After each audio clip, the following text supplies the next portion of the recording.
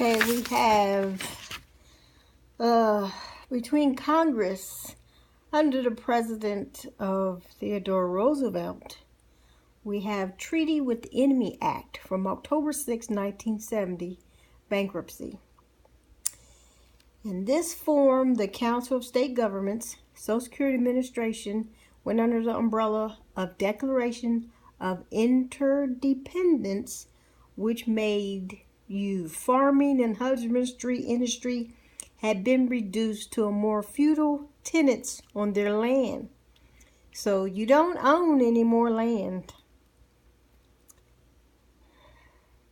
Now, the Council of State Governments have been absorbed into the National Conference of Commissions on Uniform State Laws, all being members of the bar and operating under a different constitution and bylaws. The Emergency Banking Act of Bankruptcy happened March 3, 1933, which passed a joint resolution which dissolved the I don't know how you pronounce it sometimes I can say it, sometimes I can't. Sovereign authority. Now the United States just exists in name only. Then under President Herbert Hoover in Congress, they have an Economy Act March 20 of 1933. Bankruptcy is where they cut federal spending, which messed up some of the stuff that Roosevelt had going on, because as that matured, the laws that was granting medical or hospital treatment, domiciliary care, compensation, and other allowances, pensions, disability allowance, or retirement pay to the veterans and dependents of veterans was affected. So under Congress and President Lyndon Baines Johnson, he had a bankruptcy act called the Reorganization of 1950. He was trying to figure out how to accommodate what happened under the Economy Act with the veterans.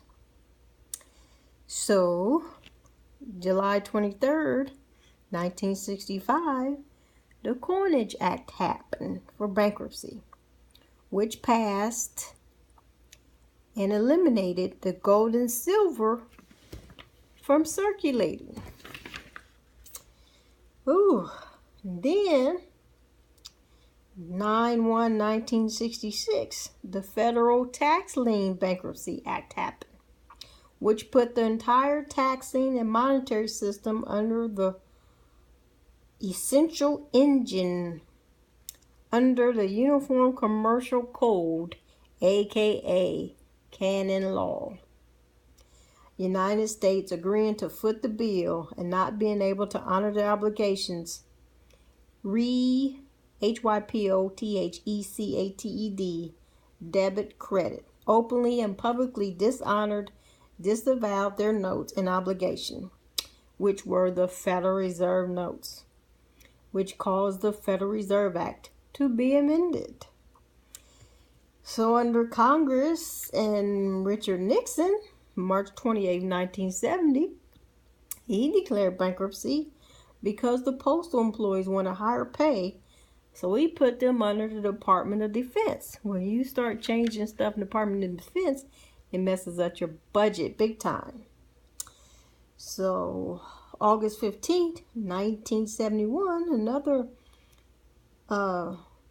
bankruptcy happened. He reversed the U.S. international monetary policy by officially declaring the non-convertibility of the U.S. dollar into gold.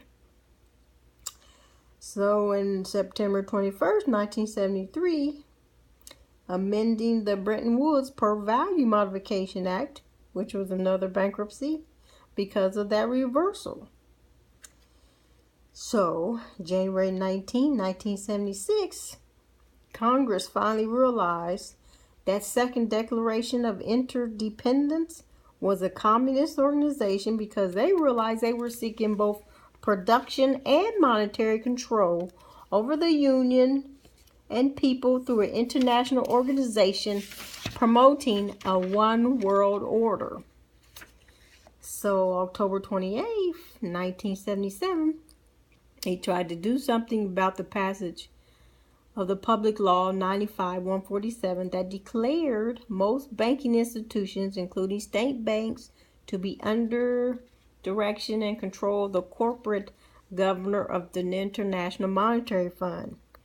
Under the powers delegated by the statutes, the president may seize property, organize, control the means of production, seize commodities, assign military forces abroad, institute martial law, seize control of transportation and communication, regulate the operation of private enterprise, restrict travel, and in PLETHRA, a particular way, control the lives of all American citizens.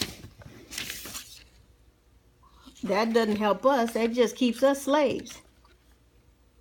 So then the Internal Revenue Service entered into a service agreement with the U.S. Treasury Department, which doesn't help us either because we have to pay twice now. They are also an agency of the International Crime Police Organization and solicits and collects information for 150 foreign powers. It doesn't help our financial cause at all by doing that and allow them to do that. So basically, the 1985 International Organization intent and purposes was to promote and implement and enforce a dictatorship over the finance in the United States. So, Congress, together with the presidents, need to do something. Right now, y'all can come up with some bills that he could sign. You need to do something to fix it. Too busy worried about fighting these other countries and immigration. We need to work on this first. We already broke. Because if you get into a war, you can't afford to pay for it, which we can't. So we got to do something. Because this new world order is crazy. There's only one God only. No matter what they're trying to do, you cannot become immortal. God made all of us. And unfortunately, his fallen angels have given